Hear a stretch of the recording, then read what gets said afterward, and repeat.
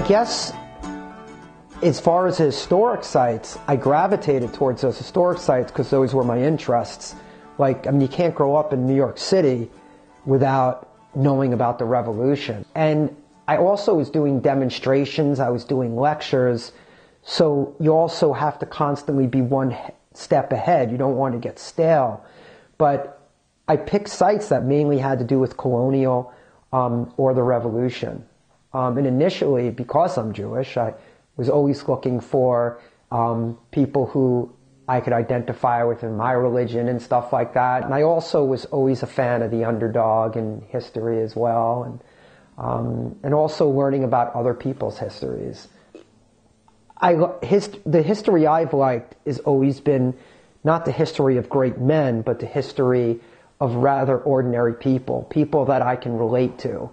And I also like to find those human aspects of people. And, you know, in learning that most of us weren't great and aren't great, and you have all these other people scattered around who also need a story to be told as well. There's one of Jonathan Hasbrouck's sons is Cornelius Hasbrouck, and no one knows what happened to him. He just disappears. And some of the older generation, like Ralph Lefevre and Walter C. Anthony and Edward Rutenberg, all said that he fled to Canada, quote, espousing the cause of the king. And I couldn't believe that. So looking through the genealogy, I find a little newspaper clipping that Ken had, however they did it, published it in this book. And I got all these different newspaper subscriptions, and I just began searching and searching and searching. And what did I get? Like 10,000 hits in like 10 seconds, whatever it is. And very quickly, what started to come up is there was a big land dispute out towards the fairgrounds. And the one thing that Ken saw on this is that everybody is looking for Cornelius Hasbrouck. They don't know where he is, but they're looking for him. One day I'm bored, I'm waiting for my wife up in the archives up in Kingston. I look up some land records, and there it is. Cornelius Hasbrouck of Upper Canada, town of Sandwich. Was it August 1818? But that's not enough because I don't know it's him. Then he hires an attorney for power of attorney, and it says, John Sudum is being transferred power of attorney to all my lands in Newburgh. And I'm like, here he is. So I started backtracking, and then I took Ken's genealogy, and I tried to figure out, if you allow me this poetic license, how many Corneli were there during the Revolution that could be of age during that period of time. And there were two. It was Colonel Jonathan Hasbrouck's brother, and he dies in Ulster County because I found his will up in the surrogate's office. And so it turns out that Cornelius Hasbrouck appropriated some U.S. Army or Continental Army cattle, and he got caught, and he got branded. He was in jail. It was a big thing. And it was amazing. I mean, and again, it brings it right on back to Huguenot Street. Again, and it's kind of like, I don't want to get goofy, but it's almost as if Ken is tapping me on the shoulder and saying, you got to finish this research, man. And sure enough, somebody asked me, did Jonathan Hasbrouck own any slaves? And I'm like, we really don't know the names of them. And one of the former directors, Eric Roth, calls me up. He goes, I just found a slave receipt for Colonel Jonathan Hasbrouck. He was captain then. A fellow by the name of, quote, Negro Rob, who was purchased by Colonel Jonathan Hasbrouck. And so it's just, everything just keeps bringing me back to the street, bringing me back to Ken Hasbrouck. Ken Hasbrouck, even about my aunt's house, where she no longer lives there, was telling me things that I just never knew. I said, that attic had to have been a lot bigger. Why was it sealed up? And he said, bats.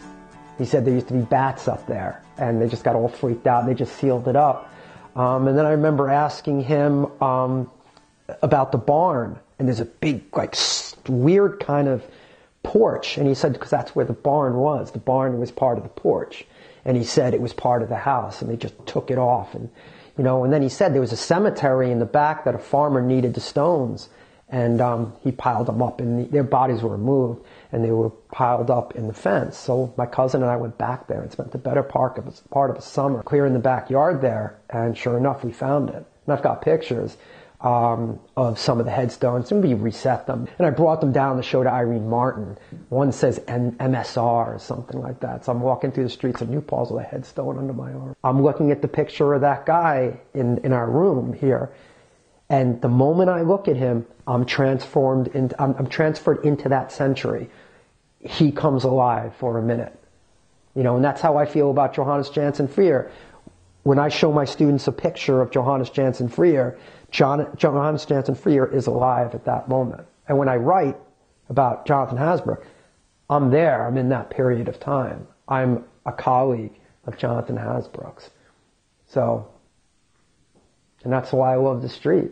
It's oozing history. I think Tom Petty once said it in Southern accents that when he was walking around downtown where he lived, he could still see the, quote, blue-bellied devils, walking around at night. And, and I feel like you can still see that here. Not the blue-bellied devils, but you could see the history's here. It's kind of like unlocking, a safe, And I'm someone who I walk into this room and I picture Bill and Ruth Heidgert. I mean, people lived and loved and died in this house.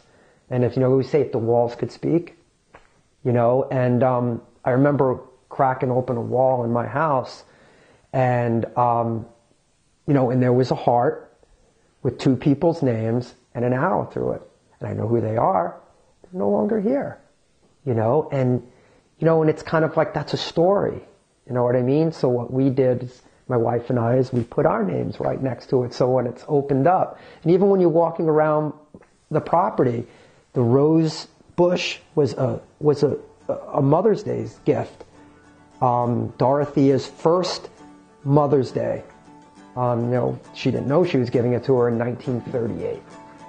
And it's like, so I mean, that rose bush tells a story. So that's kind of also the way it attracts me to, especially to Huguenot Street. Everything's telling a story here. It's not static. It's ever changing.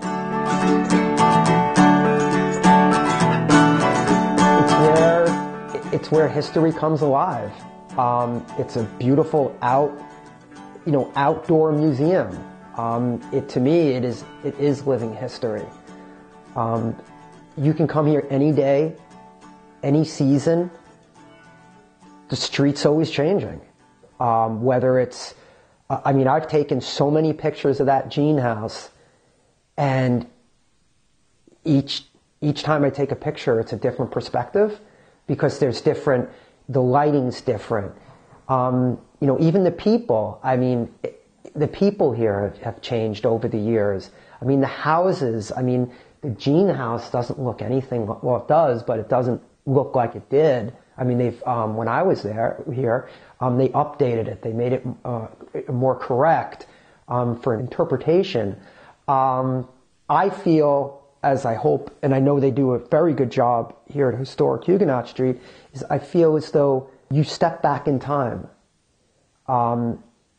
You just literally, once I feel like you hit the graveyard, you're stepping back in time.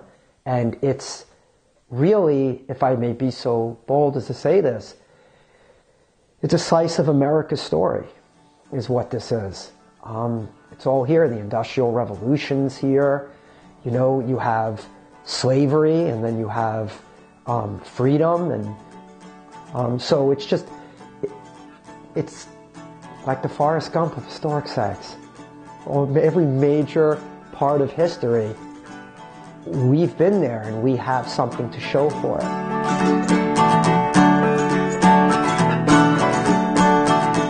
I almost, in some ways, because I'm one of the older people on the street, see myself almost as like an elder statesman.